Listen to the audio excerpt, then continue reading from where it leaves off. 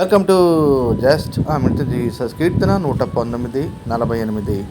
నాకు ప్రియముగానున్న నీ ఆజ్ఞను తట్టు నా చేతులెత్తెదను, నీ కట్టడలను నేను ధ్యానించదనంటూ రచయిత తెలియజేస్తూ ఉన్నాడు.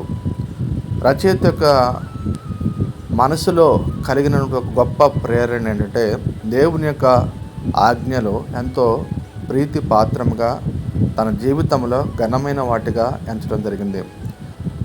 ఎప్పుడైతే దేవుని యొక్క వాక్యం వైపు, ఆజ్ఞల వైపు తను తిరిగాడో, తన హృదయంలో చేతులెత్తి దేవుని ఆరాధించాలి, స్తుతించాలని చెప్పి గొప్ప కోరిక కలగటం జరిగింది.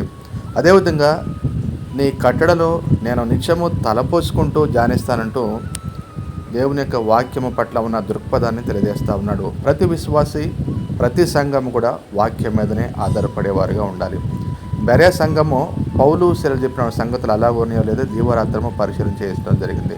నేడు మనం అంతకంటే కూడా దేవుని యొక్క లేఖనాలు ధ్యానించుదుము గాక. ఆమేన్.